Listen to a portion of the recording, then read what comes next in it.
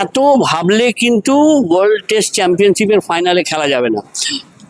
আগামী 14ই November south আফ্রিকার এগেনস্টে কিন্তু ভারতীয় দল খেলতে নামবে টেস্ট ম্যাচ, এবং সেই টেস্ট ম্যাচটি হবে আপনারা জানেন যে ঠিক আমার পেছনেই ইডেন গার্ডেন্স দ্য ক্রিকেটের নন্দনকাননে। এবং তার আগে আজকে অর্থাৎ 11ই নভেম্বর প্রথমবারের জন্য অনুশীলন কিন্তু সেরে ফেললো ভারতীয় দল, এবং সেই অনুশীলন কিন্তু অপশনাল ছিল। সেই অনুশীলনে কে কে উপস্থিত ছিল আপনাদের একদম বলি।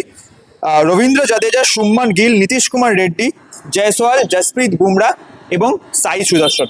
অর্থাৎ বুঝতে পারছেন যে এই অনুষ্ঠানে কিন্তু অনেকেই উপস্থিত ছিলেন না।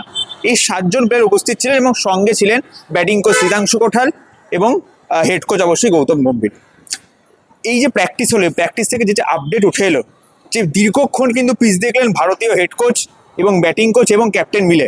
তারা পিচ দেখে যা বুঝলেন যে এখনো অবধি গ্রাস কিন্তু একটু রাখা আছে, কিন্তু যে পিচ কিরোটা অর্থাৎ সুজন মুখার্জি কিন্তু বলছেন যে ম্যাচের আগে ঘাস পুরো কেটে ফেলা হবে, একদম একটা ড্রাই উইকেট অন্তত এই সাউথ আফ্রিকা টেস্টের জন্য করা হবে। এবার আপনাদের জানিয়ে রাখি যে আগের বছর নিউজিল্যান্ডের এগেনস্টে যখন ভারতীয় দল এসেছিল 3টে ম্যাচে, তখন কিন্তু 3-0 এই স্পিনিং ট্র্যাকেই কিন্তু হেরেছিল ভারতীয় দল। এবার কি সেই রিস্ক নেবে নাকি নেবে না সেটা আমরা ম্যাচের দিনই জানতে পারবো। কিন্তু আপাতত পিচ নিয়ে যা আপডেট, এখনো অবধি কিন্তু গ্রাস আছে পিচে, কিন্তু এই গ্রাসটা কতক্ষণ থাকবে সেটা কিন্তু বলা যাচ্ছে না। এবং আরেকটি তথ্য দিয়ে রাখি, কেন বলছি যে স্পিনিং ট্র্যাক করলে ভারতীয় দল খাল কেটে কুমির এনে রাখবে, কারণ আপনাদের জানিয়ে রাখি যে রিসেন্ট যে ম্যাচটি হলো, অর্থাৎ আপনারা জানেন যে সিরিজটি হলো পাকিস্তানের এগেনস্টে লাহোর এবং রাওয়ালপিন্ডিতে পাকিস্তান ভার্সেস সাউথ আফ্রিকা।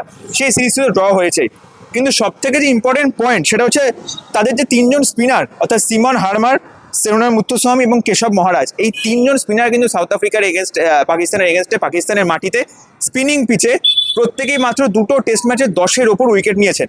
এবং তাদের যদি স্ট্যাটটা আপনাদের একদম এক্সাক্ট বলি, তাহলে সিমন হারমার 13টো উইকেট নিয়েছেন, সঙ্গে সেকেন্ড হাইয়েস্ট উইকেট টেকার ওই সিরিজে।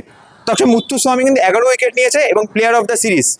তার সঙ্গে কেশব মহারাজ 9 wicket, player of the match. অর্থাৎ আপনি বুঝতে পারছেন যে সাউথ আফ্রিকার স্পিনিং অ্যাটাকও কিন্তু বেশ ভালো, বেশ ভালো। অবশ্যই ইন্ডিয়ানটা হয়তো কোয়ালিটির দিক থেকে একটু বেটার হলেও কিন্তু আপনারা জানেন যে যত পিচে যত টার্ন হবে তত কিন্তু এই যে গ্যাপটা সেটা কমে আসবে।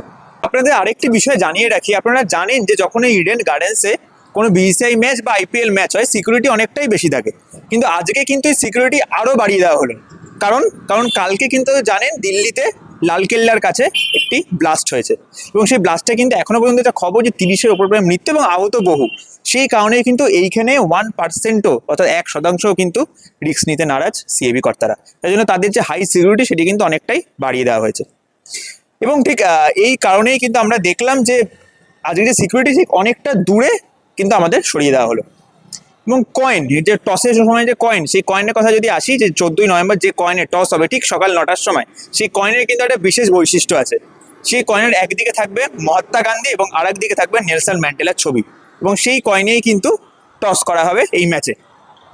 অর্থাৎ আজকে যে প্র্যাকটিস থেকে যদি একদম শর্টলিস্ট করে নেওয়া যায় একদম শেষে আপনার আপডেটগুলো, যে পিচ হবে স্পিনিং, এবং যে অপশনাল প্র্যাকটিস তাতে মাত্র 7 জন কিন্তু এসেছিলেন। এবং আরেকটি শেষ আপডেট, 9:30 থেকে সকাল 9:30 থেকে প্র্যাকটিস শুরু ছিল, এবং 9টার সময় থেকেই কিন্তু ভারতীয় দল সেইখানে এসে উপস্থিত হয়েছে, এবং কোচ ও ক্যাপ্টেন বারবার ধরে পিচকে রোডার এবং পিচ কিন্তু দেখছিলেন। এবং 9:30 থেকে তারা কিন্তু প্র্যাকটিস করলো 12:30 পর্যন্ত। 2.5 ঘন্টা প্র্যাকটিসের কথা থাকলেও তাদের কিন্তু একটু এক্সট্রা প্র্যাকটিস করলো। এবং সাই সুদর্শন কিন্তু নেটে প্রায় 1.5 ঘন্টা ব্যাটিং করলো। তাহলে কি তাকে প্লেইং ইলেভেনে জায়গা দেওয়া হতে পারে সাউথ আফ্রিকার এগেনস্টে? সেটা কিন্তু বলবে সময়। আপাতত এইটুকুই আপডেট। এবং এই প্র্যাকটিস সেশনের সম্পূর্ণ শেষে কিন্তু আমরা কথা বলে নিয়েছিলাম প্রখ্যাত সাংবাদিক দেবাশিস দত্তের সাথে। তিনি কি জানলেন আমাদের প্র্যাকটিস সম্বন্ধে, কেমন লাগছে তাকে ভারতীয় দল তার কেমন লাগছে, এবং মোহাম্মদ শামি প্রসঙ্গে তিনি কি বললেন, শুনলে এবার আপনারা শুনে নেবেন সরাসরি ইনসাইড স্পোর্টস বাংলার পর্দায়। আজকে এখানে ইন্ডিয়ান টিমের প্রথম প্র্যাকটিস ছিল সাউথ আফ্রিকার এগেনস্টে, কি দেখলেন আপনি? দেখলাম অনেকেই আসেনি, তাই সবাই 2-3 বার করে ব্যাটিং প্র্যাকটিস করলো। একবার এই নেট থেকে ওই নেট, ওই নেট থেকে ওই নেট। উইকেট কেমন হবে সেটা নিয়ে আলোচনা চললো সারাক্ষণ ধরেই। আমরা দেখলাম যে উইকেটের উপর বসে পড়ে শুভমন গিল ঠিক প্র্যাকটিস শেষ হওয়ার আগের মুহূর্ত পর্যন্ত টিপে বোঝার চেষ্টা করলেন। দূর থেকে দেখে মনে হচ্ছে যে সত্যি ঘাস বোধহয় নেই, তার কারণ এটা ফ্যাটে ঘিয়ে রঙের উইকেট। কিন্তু আমি গিয়েছিলাম এবং আমি দেখে এসেছি যে যথেষ্ট ঘাস রয়েছে। এবারে এইটুকু কাটা হবে কি না সেটা তো ম্যাচের আগের দিন সকালবেলায় বোঝা যাবে, কিন্তু তার আগে পর্যন্ত একদম পারফেক্টলি অলরাইট বিউটিফুল সবুজ উইকেট, আর একটু ঠান্ডা ঠান্ডা হাওয়া, উত্তরে হাওয়া বইছে। এই মনোরম আবহাওয়ায় লাঞ্চের আগে খুব ভালো খেলা হবে বলে মনে হয়, এবং অবশ্যই চাপানের পর এই 2 ঘন্টায় একটু তো সত্যি গরম থাকে, but this is part of cricket. আর একটা প্রশ্ন, পিচ নিয়ে তো চর্চা চলছে, স্পিনিং ট্র্যাক, কিন্তু এটা কি আপনার মনে হচ্ছে যে একটা খাল কেটে ঘুরে আনা হবে? কারণ রিসেন্ট যে পাকিস্তানের এগেন্সে সিরিজ খেলছে সাউথ আফ্রিকা, সেখানে কিন্তু তাদের 3টে স্পিনারই কিন্তু 10টার উপর উইকেট নিয়েছে মাত্র 2খানা টেস্টে। এত ভাবলে কিন্তু ওয়ার্ল্ড টেস্ট চ্যাম্পিয়নশিপের ফাইনালে খেলা যাবে না। জোরে বল আসুক অথবা ঘূর্ণিবল, যে কোনো বলই হোক না কেন, মেলে ধরতে হবে। তো সুতরাং আগের থেকে যদি ভয় পেয়ে জুজু হয়ে যদি শিবিরের ভেতরে চলে যায়, তাহলে সেটা কখনোই ইতিবাচক ব্যাপার হবে না, একটা ধাক্কা লাগবে। আমার মনে হয় যে ভারতীয় দলের যে ব্যাটিং শক্তি আছে সেটাকে ঠিকঠাক কাজে লাগানোর জন্য উইকেটের সময় দিতে হবে, থাকতে হবে। এটা 4-6-এর খেলা নয়, 5 দিনের খেলা। বল ছাড়ার দিকে নজর দিলে India team will be alright.